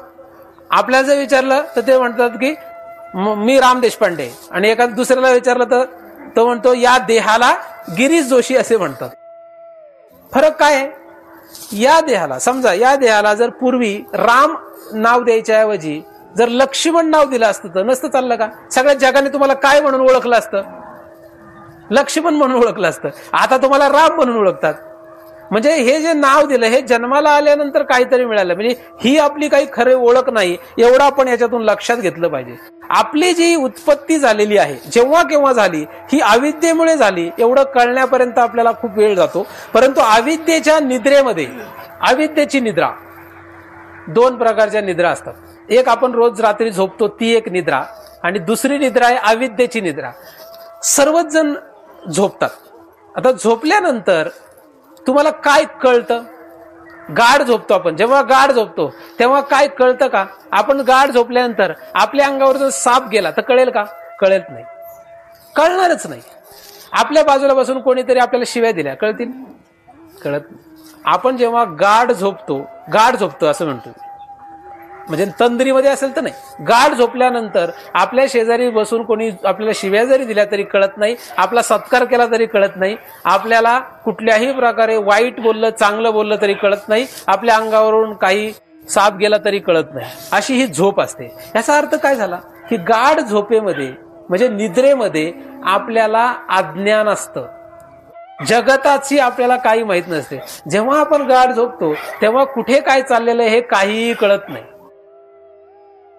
म्हणजे झोपेचं कारण काय? झोपेच्या मुळे काय होत असतं, आपल्याला काय चाललंय हे कळत नाही. ह्यालाच म्हणायचं झोप. ज्या अवस्थेमध्ये, अवस्था ही एक फेज आहे, ह्याला एक अवस्था म्हणतात. ही जी अवस्था आहे या अवस्थेमध्ये काय चाललं हे काही कळत नाही. झोपेमध्ये घरदार बायका पोरं काही राहत नाही. आपण जेव्हा झोपतो तेव्हा आपल्याला बायको नसते, नवरा नसतो, मुलं बाळा नसतात, शेतीवाडी नसते. हे बघा ते आता भुंकतायत. ते जीव आहेत का नाही? जीव आहेत. आणि तुम्ही मात्र सर्व शांतपणे बसून ऐकताय, एकदम व्यवस्थित नीट बसून ऐकताय, आणि तो मग त्याला काही भानच नाही, कसंही फिरताय. जीव येतो. असं का? हाच फरक त्याच्यामध्ये ना आपल्यामध्ये. आपण मनुष्य आहोत. मनुष्यामध्ये आणि कुत्र्या मांजऱ्यामध्ये हाच फरक आहे की मनुष्याला कधी काय करावं हे कळू शकतं. कळून घ्यायचं ठरवलं तर कुठल्या वेळेस काय करायचं हा फरक जाणवतो, म्हणूनच आपण मनुष्य. आणि हाच उपयोग आपल्याला करून घ्यायचा आहे. तर झोपेमध्ये आपल्याला काहीही कळत नाही, याला म्हणायचं झोप. आता आपण जागे आहोत, सगळेजण जागे आहात ना. जागे असताना आपल्याला सगळं कळतं. कळतं का? जेव्हा आपण जागे असतो तेव्हा आपल्याला सगळं कळतं का? नाही, थोडंफार कळतं, सगळं नाही. म्हणून आपण अल्पज्ञ आहोत. अल्पज्ञ म्हणजे अल्पमती. किंवा मती आपली कमी आहे. मती म्हणजे बुद्धी. तुम्ही म्हणाला असं कसं काय, मग सांगा मला की डायबेटीसवर औषध कुठलं चांगलं आहे, कोणी सांगू शकत नाही. किंवा अमेरिकेत यावेळेस कॅलिफोर्नियामध्ये काय चाललेलं आहे सांगा, नाही सांगू शकत. तुम्ही जागे असून उपयोग काय. तुम्ही म्हणताय मी जागा आहे. जागा असला म्हणजे सगळं कळतं असं जे वाटतं तसंही खरं नाही. जे कळतं ते थोडंसंच आहे. आपल्याला जागा असल्यानंतर काय कळतं, मला तर फक्त माझ्या समोर एवढ्या भागात जे दिसतं एवढंच दिसतंय, ह्याच्या मागचं मला काहीच दिसत नाही. म्हणजे आपल्याला खरं पाहिलं तर नीट काहीच कळत नाही. पण तरी आपण म्हणतो की जागा असताना आपल्याला सगळं कळतं. तरी आपण असं धरू की जागा असताना आपल्याला बऱ्यापैकी कळतं, पण झोपल्यानंतर तर काहीच कळत नाही.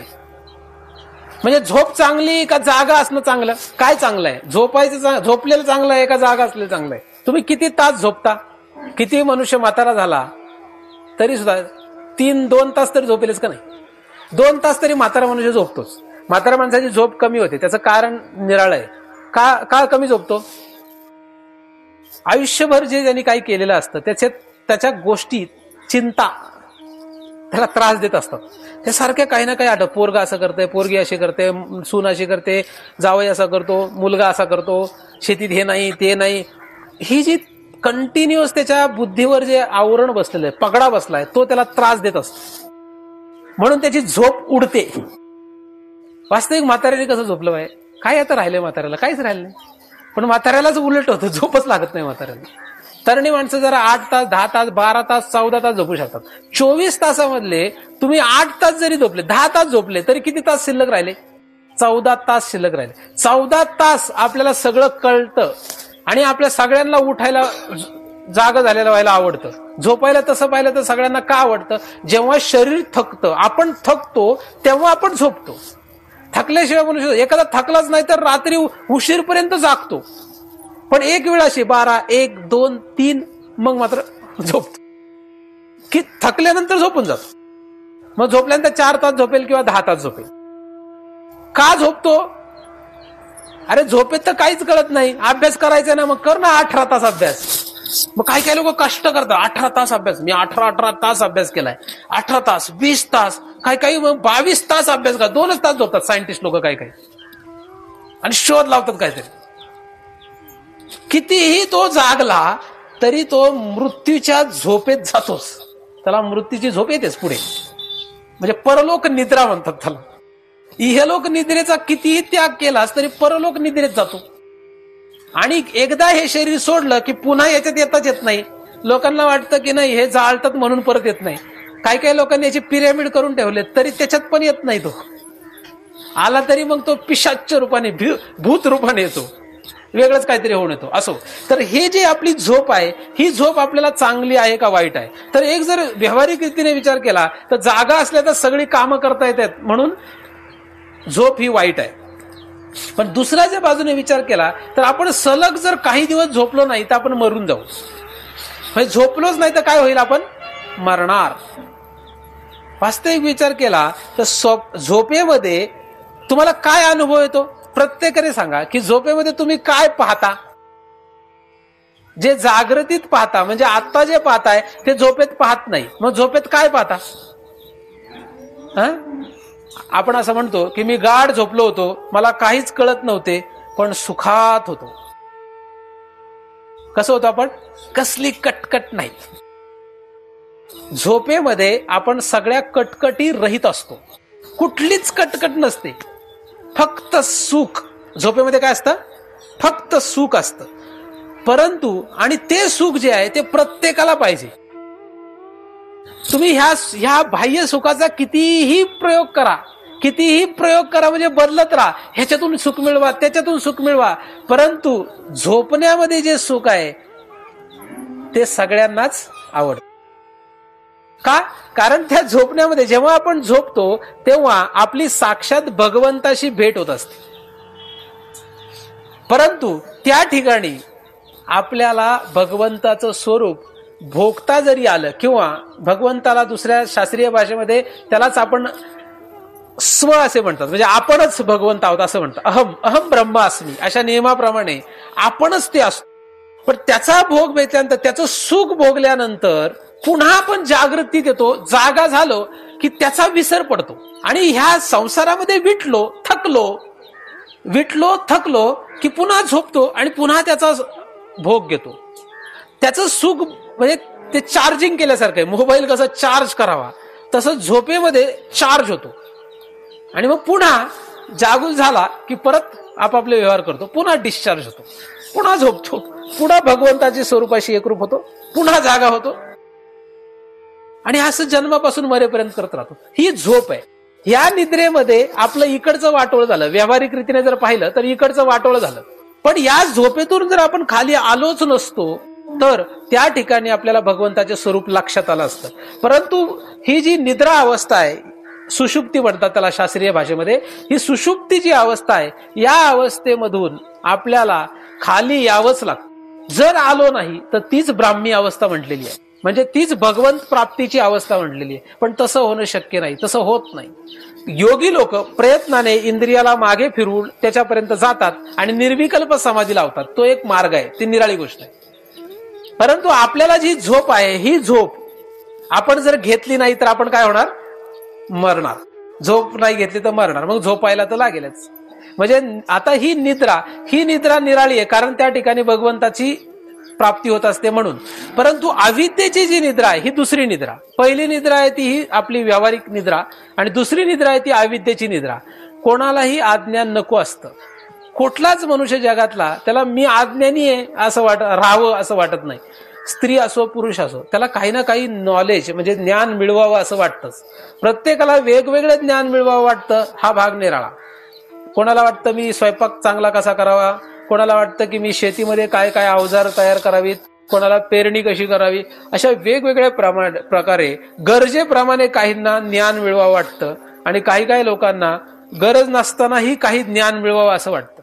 हे सगळे ज्ञान मिळवत लोक राहतात, परंतु एकच ज्ञान ते मिळवत नाही, ते म्हणजे मी कोण आहे. आणि मी कोण आहे हे ज्ञान न मिळवणे म्हणजेच अज्ञान. आणि हे अज्ञान या झोपेमध्ये आपण असल्यामुळे, जसं जागृती व्यावहारिक आणि झोप जी आहे व्यवहारामधली जी झोप आहे, या झोपेत गेल्यामुळे जसं आपले या इकडच्या व्यवहार बंद होतो, तसाच अविद्येची निद्रा जेव्हा आपल्याला येते तेव्हा भगवंताशी असलेला व्यवहार किंवा आपण कोण आहोत हा व्यवहार बंद होतो. तेव्हा आपण कोण आहे हे कळत नाही आणि जगतरूपी म्हणजे विश्व स्वप्नाचा हा दांडा जेव्हा झोप लागते तेव्हा, म्हणजे ह्या अविद्येची झोप लागते तेव्हा विश्वरूपी स्वप्न पडतं. विश्व स्वप्नाचा हा धांदा, विश्व स्वप्न. आता हे विश्व म्हणजे काय, तर विश्व म्हणजे फक्त पृथ्वी नव्हे. विश्व म्हणजे काय, तर विश्व म्हणजे त्रिलोक. त्याच्यामध्ये मृत्यूलोक म्हणजे पृथ्वी, जर तुम्ही विज्ञानाच्या भाषेत सांगायचं झालं तर वेगळं सांगता येईल आणि परमार्थातून सांगायचं झालं थोडं वेगळं सांगता येईल. तर परमार्थाकडून किंवा पुराणातून जर पाहिलं तर 3 लोक म्हणजे मृत्यूलोक, पाताळ लोक आणि स्वर्गलोक असे 3 लोक आहेत.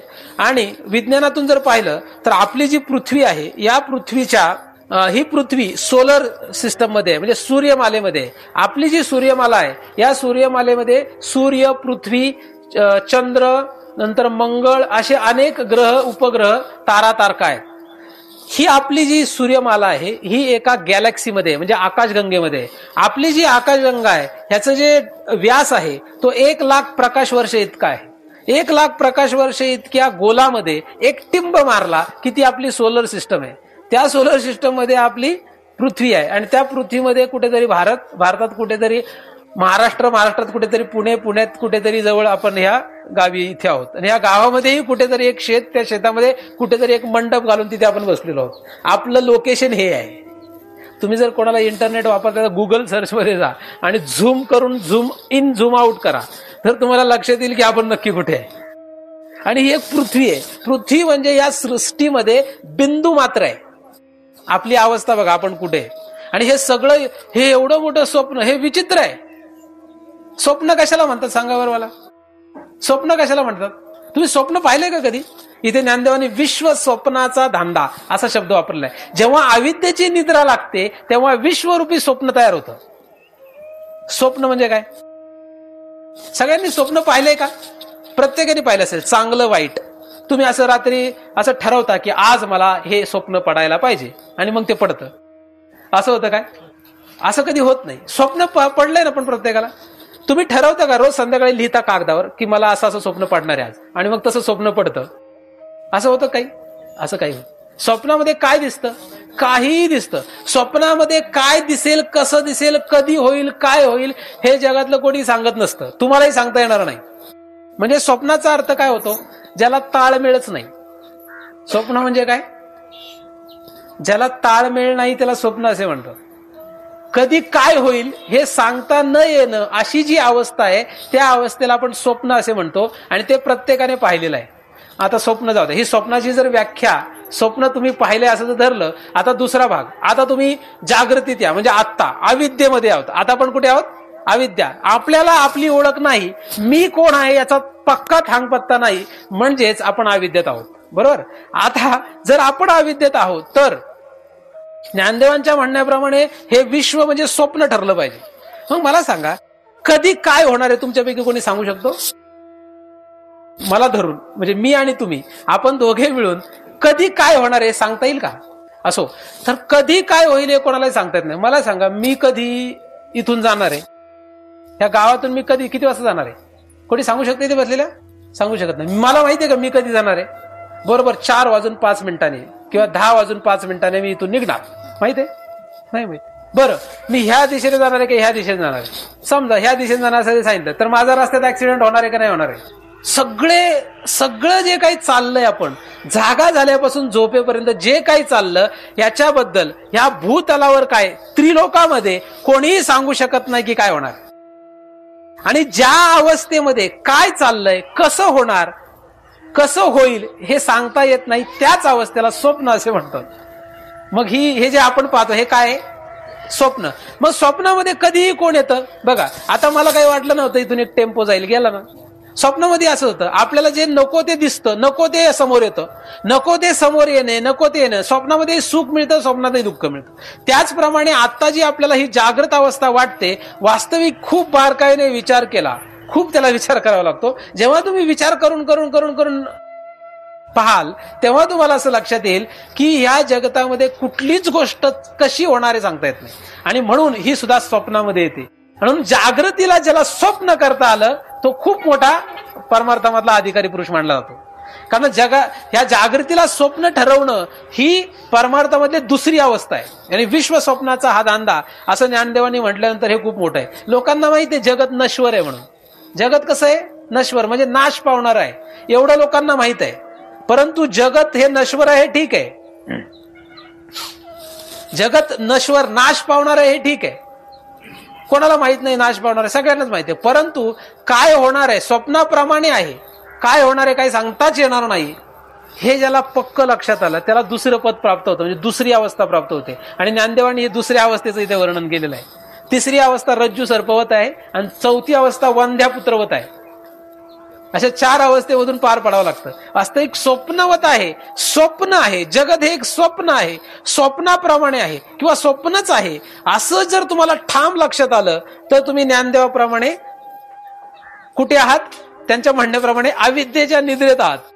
अविद्येची या निदा, विश्व स्वप्नाचा हा धांदा भोगीत होता. आपण भोगतोय ना. काल काय झालं? आपण ठरवलं नव्हतं ते झालं. आम्ही काय ठरवलं नव्हतं, जे ठरवलं तसंच होईल असं नाही. स्वप्नातही काही गोष्टी आपण ठरवतो तसं होतं. स्वप्नामध्ये सुद्धा जे स्वप्न पडतं त्याच्यामध्ये आपण काहीतरी ठरवतो त्याप्रमाणे होतं, काही गोष्टी त्याच्याप्रमाणे नाही होत. स्वप्नामध्ये कोणी येतं, कोणीही जातं, काहीही होतं स्वप्नामध्ये. अगदी तसंच या जागृतीमध्ये, म्हणजे हे जे ज्ञानदेवांच्या अभ्यासाप्रमाणे हे जे स्वप्न आहे, ह्या विश्व स्वप्नामध्ये काय होणार आहे कोणी सांगू शकत नाही. रामकृष्ण परमहंस नावाचे एक महाराज होऊन गेले, त्यांचे शिष्य विवेकानंद, आणि त्यांना असे अनेक शिष्य होते. त्यातला एक शिष्य म्हटलं की हे अर्थात दृष्टांत वेगळ्या कारणासाठी देतोय, मला माझ्या कारणासाठी दृष्टांत पाहिजे, त्यावेळी घटना निराळी आहे, परंतु ही सत्य घटना आहे. त्यांचा एक शिष्य त्यांना म्हटला की महाराज हे तुम्ही म्हणता हे काही खरं नाही, काही होऊ शकतं याच्यामध्ये. तर म्हटलं हो होऊ शकतं. तर म्हटलं कसं काय? तर म्हटलं आता मी तुला काही सांगू शकत नाही बघ कसं होईल. तर म्हटलं बघा हे झाड आहे, त्या बागेत समोर एक झाड होतं, फुलाचं झाड. या फुलाच्या झाडाला समजा उदाहरणार्थ पिवळ्या रंगाचं फुल येत होतं. तर मला म्हटलं या झाडाला दुसरं लाल रंगाचं फुल येऊ शकतं का? तर म्हटलं आता काय सांगता येतंय, काही होऊ शकतं. आता त्या फुलाच्या झाडाला पिवळ्याच रंगाची फुलं येतं हे जग जाहीर होतं. म्हणजे उदाहरण म्हणून पिवळं घेतोय, तिथे पिवळं होतं का निळा होता हा भाग प्रमुख नाही, दृष्टांत उदाहरण महत्वाचं आहे. तर दुसऱ्या दिवशी सकाळी उठल्यानंतर तो शिष्य आपल्या झाडांना पाणी घालायला गेला आणि त्याने बघितलं त्या झाडाला लाल रंगाचं फुल होतं. एका बाजूला पिवळ्या रंगाचं फुल, एका बाजूला लाल रंगाचं फुल. हे पाहून तो आश्चर्यचकित झाला. महाराजांकडे गेला, महाराज हे काय झालं? तो म्हटलं काय झालं? चला म्हटलं बाहेर गेला, त्यांना दाखवलं, हे बघा हे पिवळं फुल, हे लाल फुल. असं विपरीत विचित्र काहीतरी होऊ शकतं का? हो, होऊ शकतं. काही हे जगतामध्ये काही होऊ शकतं. तुम्ही म्हणाल असं होऊ शकतं का की गावाच्या झाडाला केळी येतील? असं होऊ शकतं का? माहित नाही होऊ शकतं का नाही. काहीही होऊ शकतं हे नक्की, काहीही होऊ शकतं. तुम्ही म्हटलं एखादा लहान मुलगा, ज्या लहान मुलाला, मला एक सांगा, तुमचा लहान मुलगा जन्माला घातल्यानंतर तुम्ही अशी कधी विचार केला होता की तो तुम्हाला धुईल म्हणून, म्हणजे तुम्हाला शिव्या घालेल म्हणून तुम्हाला कधी कधी वाटलं होतं का? पण शिव्या घालायला लागलाच ना. मग हे स्वप्न होत नाही तर काय? जे नको ते वाटत नाही असं होईल, असं घडतं, म्हणूनच याला स्वप्न असे म्हणतात. स्वप्नाप्रमाणेच जगत आहे. विश्व स्वप्नाचा हा धंदा. हे स्वप्न आहे हे लक्षात घ्या. आपण मरणार हे पण सत्य आहे.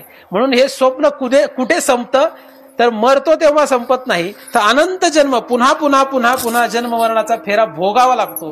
आणि हा भोग भोगत जरी राहिलं तरी सुद्धा आपल्याला हा स्वप्नाचा हिशोब संपवता येत नाही. आणि हा कोण आहे हे भोगणारा? भोगीत होता प्रबुद्धा अनादी. जो अनादी म्हणजे ज्याची उत्पत्ती झाली नाही त्याला अनादी असे म्हणतात. अनादी, आदी. आदी म्हणजे उत्पत्ती, ज्याची उत्पत्ती कधी झाली हे सांगता येत नाही त्याला अनादी असे म्हणतात. हे कधीपासून सुरू आहे? अनादी कालापासून सुरू आहे. कोणालाच थांगपत्ता लागलेला नाही, कधीपासून सुरू आहे. सृष्टीच्या उत्पत्तीचा अभ्यास करण्यामध्ये लोक मेले, पण सृष्टीची उत्पत्ती कधी झाली कळली नाही. आणि सृष्टीचा नाश कधी होणार आहे ह्याचा शोध करता करता लोक मेले, पण सृष्टीचा नाश कधी होतो हे कळत नाही. छोटे मोठे प्रलय येतात, महाप्रलय पण येणार, त्याच्यानंतर पुन्हा सृष्टी उत्पन्न होणार, पुन्हा प्रलय, पुन्हा महाप्रलय, असं करत करत पुन्हा पुन्हा पुन्हा पुन्हा पुन्हा हे चालत राहणार. आणि हे सगळं भोगणारा कोण आहे? प्रबुद्धा. प्रबुद्धा म्हणजे प्रकर्षण बुद्धा. बुद्धा म्हणजे शहाणा. आता प्रबुद्धा असा शब्द, आता विश्व स्वप्न भोगतो, अविद्या आहे, अविद्येचं निद्रा आणि त्याच्यामध्ये विश्व स्वप्नाचा भोग, आणि भोगणारा प्रबुद्ध म्हणजे प्रकर्षेन शहाणा येतो. म्हणजे प्रकर्षेन म्हणजे एकदम जाणीवपूर्वक, आणि बुद्धा म्हणजे शहाणा. प्रबुद्ध म्हणजे शहाणा असलेला. मग जो कोणी हे भोगतो हा शहाणा आहे, तो काही वेडा नाहीये. प्रत्येक जण तुम्ही बसलेले सगळे शहाणे आहात, तुम्ही वेडे नाहीयेत. हे जे भोग भोगताय, जगतरूपी स्वप्नाचा भोग भोगताय, ह्याच्यातला प्रत्येक जण शहाणा आहे. तुम्ही म्हणाला शहाणा कसा काय? अविद्येच्या निद्रात आहे आणि शहाणा कसा म्हणावा? कोणालाच माहित नाही मी कुठून आलोय, मी काय करतो, जगत म्हणजे काय याचं कोणालाच माहित नाही. मला एक सांगा, प्रत्येक जण जे ठरवलं तेच करतो का नाही? म्हणजे प्रयत्न तरी करतो ना. एखाद्याने जर ठरवलं की मी इंजिनिअरिंग करणार, तो इंजिनिअरिंग करतो. एखाद्याने ठरवलं मी शाळा शिकणारच नाही, तो शाळा शिकत नाही. एखाद्याने ठरवलं मी शेतीवाडी करणार, तो शेतीवाडी करतो. एखाद्याने ठरवलं मी लग्न करणार, तो लग्न करतो. एखाद्याने ठरवलं मी लग्न नाही करणार, तो लग्न नाही करत. एखाद्याने ठरवलं मी अमेरिकेला काही हो जाऊन येणारच, तो काहीतरी करतो, काबाड कष्ट करेल, काय करायचं ते करेल, अमेरिकेला जाऊन येतोच. प्रत्येक जण त्याला जे पाहिजे ते करतोच आहे ना. मग हे शहाणे आहेत का वेडे आहेत सगळे जगतातले? असंच जेव्हा तो ठरवतो की हे जगत म्हणजे काय, मी कुठून आलो, मी कुठे चाललो, माझी आई कोण, माझा बाप कोण, असं जेव्हा तो विचार करायला लागतो तेव्हा तेही तो करतो. आणि शास्त्र अभ्यास करून त्याच्यातून शोधून काढतो की मी कोण आहे, कोहम, मी कोण आहे हे तो शोधतो. त्याला वाटलं तेव्हा तो जगत भोगतो, त्याला वाटलं तेव्हा तो ह्याचा शोध लावून ह्याच्या बाहेर पडतो. मग हा प्रबुद्ध नाही तर कोण आहे? ठीक नाही. म्हणून विश्व स्वप्नाचा जो भोग आहे हा भोग भोगणारा कोण? प्रबुद्ध. म्हणजे आपण सर्व शहाणेच आहोत. तुम्ही ठरवायचंय भगवंताकडे कधी जायचं. मी एखाद्याने जर म्हटलं आमचा पोरगा आहे, जरा त्याला ज्ञानदेवांचा बोध करा काहीतरी. असे काही लोकांना वाटतं की महाराज आहे तर ते म्हणतात की ज्ञानदेव महाराजांनी काय सांगितलं तुम्ही त्यांना जरा सांगा, माझ्या मुलाला काहीतरी शिकवा, माझ्या बायकोला काहीतरी सांगा, माझ्या आई बापाला काहीतरी, असं लोक म्हणतात. पण मला हे पक्क माहिती की जोपर्यंत तो ठरवत नाही तोपर्यंत काहीच होत नाही. जगामधली कुठलीच गोष्ट लादता येत नसते. जेव्हा त्याला ती लक्षात येते तेव्हा तो ते करत असतो. आपल्या हातात काहीच नाही. आपण कोणाचं आयुष्य बदलू शकत नाही. माझं काम काय, जेव्हा मी इथे प्रवचन सांगायला बसलो तेव्हा एक माहिती देणं माझं काम आहे. त्याच्यानंतर तुम्ही इथे जे बसलेले आहात त्याच्यावर मी बोललेल्या गोष्टींवर विचार करणं हे माझ्या हातात नाहीये, हे तुमच्या हातात आहे. तुम्ही त्याच्यातला विचार करणार आहात. तुम्ही त्या मी बोललेल्या 100 शब्दांमधून एखाद्या शब्दावर कदाचित विचार कराल, किंवा तुम्ही जर ठरवलं की नाही आपलं हे मार्ग नाही, आपल्याला हे करायचं नाही, आपल्याला पैसेच कमवायचे, तर तुम्ही पैसे कमवणार आहात. पण हे नक्की लक्षात घ्या की अन्न धन मान हे सगळं भोगता भोगता तुम्ही मरून जाल, परंतु हे जगतरूपी जे कार्य आहे, जगतरूपी जो दुःखाचा भोग आहे, हा संपणार नाही. हा संपवायचा असेल तर तुम्हाला हेच करावं लागेल.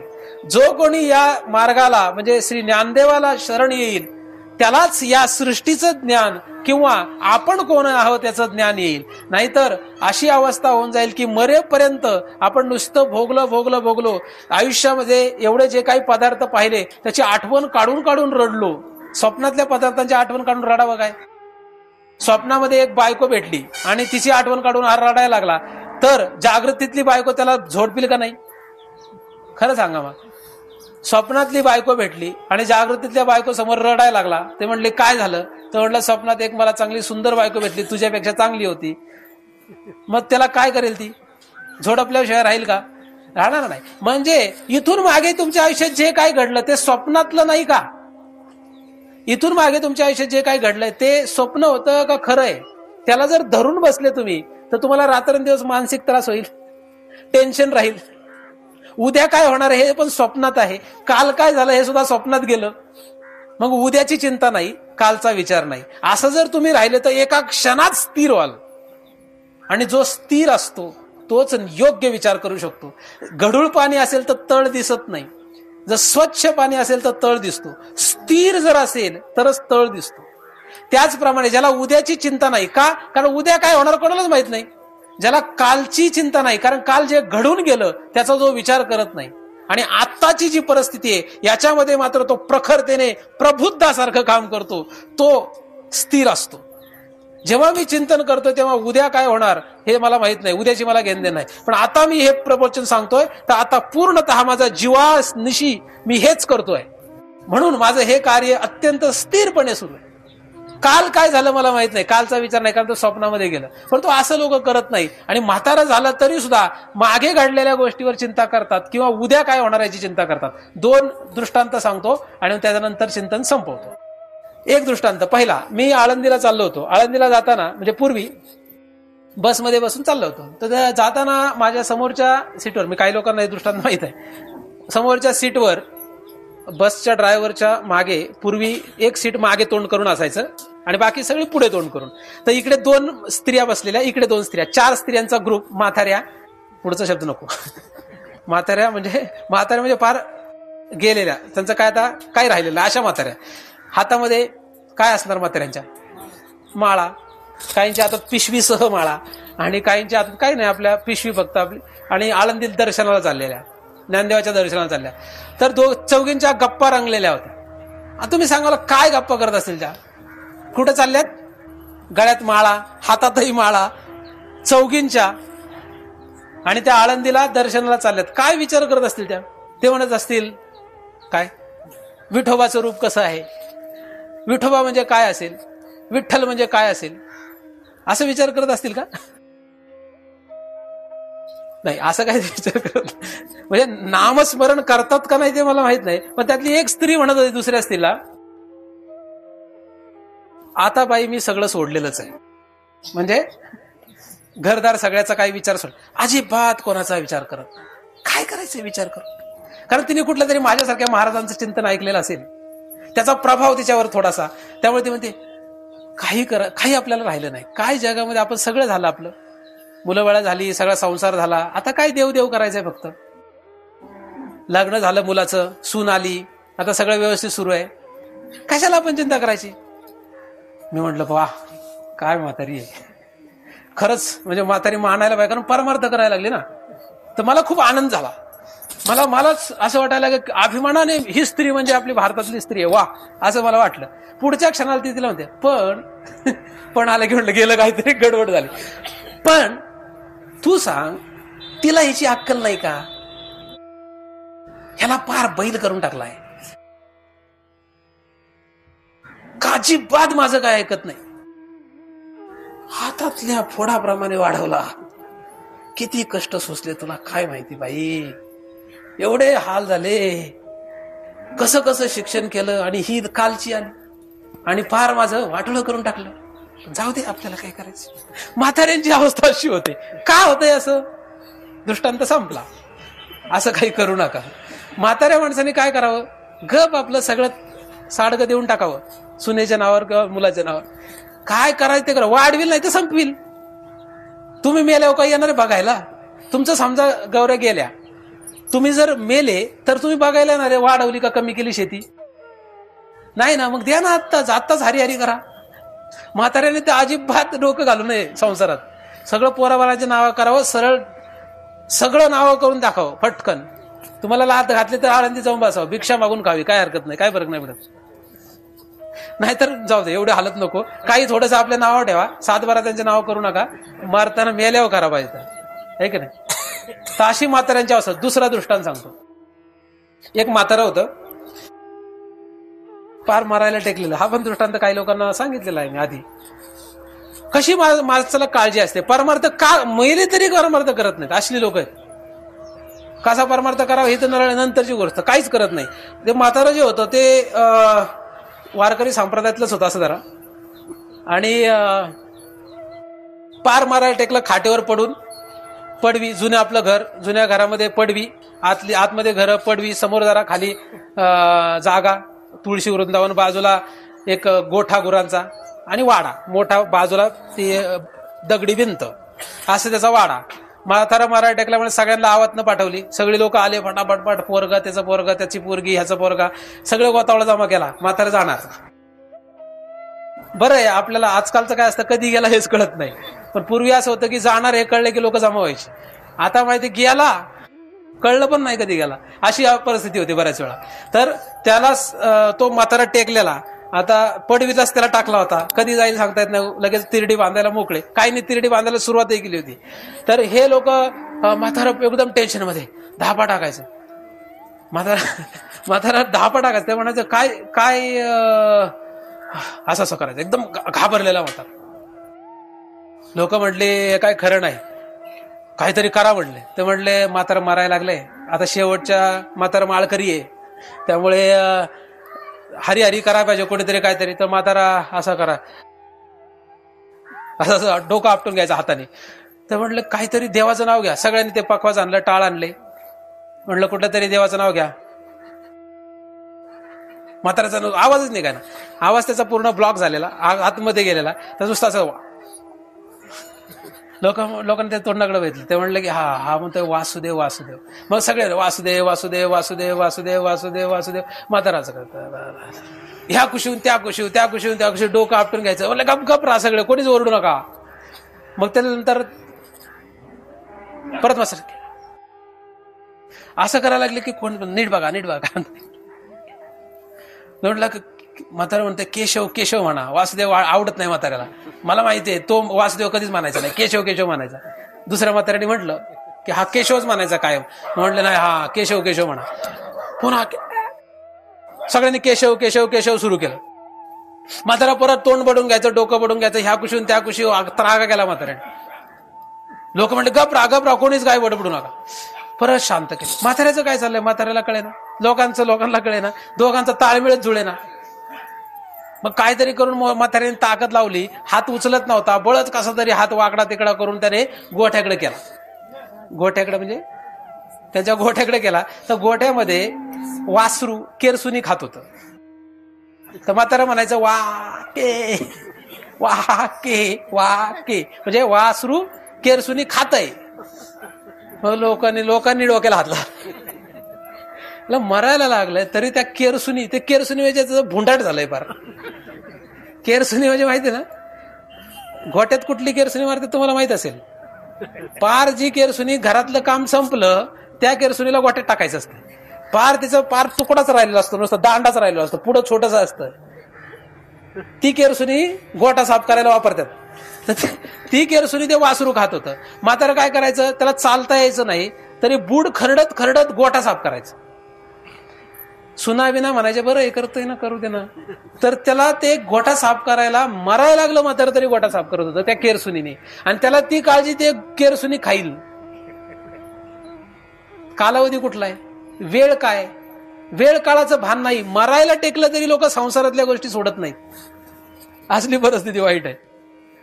आणि म्हातारा मी कोण आहे, जगत म्हणजे काय, हे स्वप्न आहे का, अविद्या असते का, अज्ञान असतं का, याचा तर थांगपत्ताच नाही. तर अशी ही जगताची स्थिती आहे. त्या म्हाताऱ्यासारखी किंवा त्या म्हातारीसारखी आपली स्थिती करून घेऊ नका. मरण्याच्या आत, मरण येण्याच्या आत आपल्याला सावध व्हावं लागेल. कारण का, घडी घडी काळ वाट याची पाहे, अजून किती आहे अवकाश. नको नको मना गुंतू माया जाळी. हे मायाजाळ आहे. काय चाललं, कसं चाललं, कोण करतंय, कसं करतंय, हे काहीही कळत नाही. लोक शोध लावून लावून मेले, पण हे मायाजाळ लक्षात येत नाही. म्हणून नको नको मना गुंतू मायाजाळी. काळ हा आला जवळी ग्रासावया. काळाची ही उडी पडेल बा जेव्हा, सोडविना तेव्हा माय बाप, सोडविना बंधू पाठीची बहीण, शेजेची कामीन दूर राही. सोडविना राजा देशीचा चौधरी, आणिक सोयरी भली भली. तुका म्हणे तुला सोडविना कोणी, एका चक्र पाणी वाचून या. हे संसार रूपी चक्र ज्याच्या हातात आहे असा भगवंत एकमेव आपल्याला सोडू शकतो. त्याच्या व्यतिरिक्त आपल्याला ह्या जगताचं रहस्य किंवा कोड कोणीही उलगडून देणार नाही. म्हणून आपण त्याला शरण जा. आणि त्याला शरण जाण्यासाठी आपल्याला ज्या पद्धतीने जाता येईल त्या पद्धतीने जा. पण आज आणि आत्ता या क्षणापासून मरायच्या आत आपल्याला हे करावं लागेल. जे काही आपलं घरदार बायका पोरं संसार सुरू आहे, संसार सुरू असतानाच आपल्याला हे करायला लागणार आहे. कारण की संसार सगळा सोडून करायचं ती एक वेगळी पद्धत आहे. परंतु तुम्ही तसं करायची गरज नाही. हे सगळं चालू असतानाच. परंतु चिंता मात्र सोडून द्या. कारण की चिंतेने आपण चितेवर जाऊ आणि चिंतन केलं तर चित स्वरूप होऊ. तर आपल्याला चिंतेने चितेवर जायचं का चिंतन करून चित स्वरूप म्हणजे भगवंत स्वरूप व्हायचं, हे ज्याच्या त्याच्या हातात आहे. ते काही मी सांगितल्याने बदलणार आहे असं नाही. फक्त माझ्यासारख्या व्यक्ती ह्या काहीतरी मार्गदर्शक आहे, मार्गदर्शन करण्यासाठी आलेल्या असतात. त्यासाठी आपल्याला त्यांचं मार्गदर्शन उपयोगाला 100,000 शब्दांमधून एक शब्द जरी झाला तरी काही हरकत नाही. एका IT फील्ड म्हणजे इंजिनिअरिंग लोक काय करतात, IT फील्डमध्ये नोकरी जातात, खूप बक्कळ पैसा मिळतो म्हणून ते लोक त्यात नोकरी करतात. तर त्याच्यातला एक मुलगा मला म्हटला की महाराज हे काय एवढे महाराज वाढलेत भारतामध्ये, एवढे कचऱ्याने महाराज तयार झाले, हा महाराज तो महाराज तो महाराज एवढं. म्हणजे त्याला म्हटलं हे बघ तू IT फील्डमध्ये ITच्या कंपन्या किती आहेत रे, बरं एवढ्या कंपन्यामध्ये ग्रुप लीडर किती आहेत, तुम्हाला ग्रुप लीडर वगैरे माहित नसेल, किंवा टीम लीडर किती आहेत, मॅनेजर किती आहेत. जेवढ्या कंपन्या वाढल्या तेवढे मॅनेजर वाढले, जेवढ्या कंपन्या वाढल्या तेवढे त्यांचे ग्रुप लीडर वाढले, वाढणारच ना. ह्यांची जर संख्या वाढली, शाळा किती झाल्या, पूर्वी शाळा किती होत्या, पूर्वी कॉलेजेस किती होते, आता किती झाले, पूर्वी इंजिनिअरिंग कॉलेज किती होते, आता किती झाले. पूर्वी ह्याचा जर विचार केला तर हे महाराज वाढले तर तुला त्रास का होतोय. जसं हे शिक्षण गरजेचं आहे तुझ्या व्यवहार चालवण्यासाठी, तसं तू कोण आहेस हे कळण्यासाठी तुला या शिक्षणाची गरज आहे. तू मान अथवा नको मान तुझा प्रश्न आहे, नाही का. तो म्हणला मग देव आहेच का नाही, देव तुम्ही सांगता की देव सगळीकडे आहे, मग मी कशाला देवळा जाऊन बसू, मी कशाला पुस्तकातच त्याला शोधू देवाला, देव तर सगळीकडे आहे, सगळीकडे आहे. मग त्याला दुसरं उत्तर द्यायला असं सांगावं लागेल, बाबा रे हे बघ हवा सगळीकडेच आहे ना, हवा कुठं नाहीये, आहे का नाही सगळीकडे. मग तुझ्या डोक्यावर फॅन कशाला लावलाय, हवा सगळीकडे, तुझ्या डोक्यावर फॅन कशाला लागला, ते हवा कळून घ्यावी लागते ना. हवा सर्वत्रच आहे पण हवा कळून घ्यायची असेल तर फॅन लावला तरी जोरात फिरल्यानंतर कळते, AC लावला म्हणजे ती हवा बदलते आणि मग कळते. आलं लक्षात. म्हणजे या साधनाने काय होतं ते कळते. तसंच या साधनाने काय होईल, तू कोण आहेस हे तुला कळेल, भगवंत खराच आहे का नाही हेही तुला कळेल, नसेल तरी कळेल असेल तरी कळेल, हे का नाही. अशा रीतीने तुझी अविद्या नाश होईल. तुझा अविद्या नाश करण्यासाठी तू श्री ज्ञानदेवाला शरण जा. आपण भारतभूमीत जन्माला आलो. भारतभूमीमध्ये श्रीमद भगवद्गीता हा सर्वश्रेष्ठ ग्रंथ आहे. या श्रीमद भगवद्गीतेवर भाष्य श्री ज्ञानेश्वरांनी लिहिलेलं आहे. श्री ज्ञानेश्वरांनी जे श्रीमद भगवद्गीतेवर भाष्य लिहिलं त्यालाच आपण श्री ज्ञानेश्वरी म्हणतो. या ज्ञानेश्वरीतली रोज एक तरी ओवी आपण वाचा किंवा कमीत कमी 5 ओव्या तरी वाचा. आणि जसं पैलवान असतो, पैलवानाला रोज काय खायला पाहिजे, खुराक, का पैलवानाने रोज माती खावी. रोज एखादा पैलवान माती खायला लागला तर पैलवान होईल का, एखादा पहिल्यानं म्हटलं नाही रोज मी फक्त लिंबाचा पाला खाऊन जगणार. अरे साधूने लिंबाचा पाला खाल्ला तर चालतो, कारण त्याला काय पैलवान नाही व्हायचं. काय साधू फक्त लिंबाचा पाला खाऊन जगतात, तो काय साधू होणार आहे का? नाही, तो साधूच होणार. आणि एखादा खुराक खात नाही आणि लिंबाचा पाला खातो, तो पैलवान होईल का? होणार नाही. पैलवानाला खाद्य असतं खुराक. तसं जे आहे हे जे शास्त्र आहे, ज्याला कोणाला कधी आज नाही तर उद्या असं वाटेल की आपण श्री ज्ञानदेवांच्या साह्याने, ज्ञानदेवांच्या मार्गदर्शनाखाली, म्हणजे ज्ञानेश्वरीच्या मार्गदर्शनाखाली आपण कोण आहोत, जगत म्हणजे काय आहे, भगवंत खरंच आहे का नाही, किंवा भगवंत म्हणजे काय याचा शोध लावावा, याची ओळख करून घ्यावी, असं जर वाटलं तर तुमचा आहार सुद्धा तसाच पाहिजे. म्हणजे शुद्ध शाकाहार करणे, योग्य रीतीने वागणे, नीटनेटकं राहणे, आणि आपण योग्य का अयोग्य हे आपल्याला आतमध्ये कळत असतं.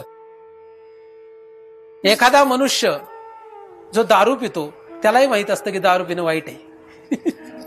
त्याला जर शांत असताना विचारलं काय रे दारू पिणं चांगलं का वाईट, तो म्हणतो वाईट आहे, पण आता काय करणार, सवय लागली. म्हणजे त्यालाही माहित असतं की वाईट आहे. तसं वाईट वागणाऱ्यांनाही आतमध्ये पक्क माहित असतं की आपण जे वागतोय ते वाईट आहे, म्हणून वाईट वागू नका, वाईट जाऊ नका, वाईट कुठलंही खाणं पिणं वागणं हे सोडून द्या आणि या शास्त्राला, भगवद्गीतेला शरण या आणि भगवत प्राप्ती करण्याचा प्रयत्न करा. जे काही चिंतन झालं ते परमपूज्य सद्गुरू अनाप महाराज श्री ज्ञानेश्वर स्वरूप अनाप महाराज यांच्या चरणी अर्पण करतो आणि येथेच पूर्ण विराम देतो. पुंडलिकवरदा हरी विठ्ठल श्री ज्ञानदेव तुकाराम पंढरीनाथ भगवान की जय. माऊली ज्ञानेश्वर महाराज की जय. जगद्गुरु तुकाराम महाराज की जय. सद्गुरुनाथ भगवान की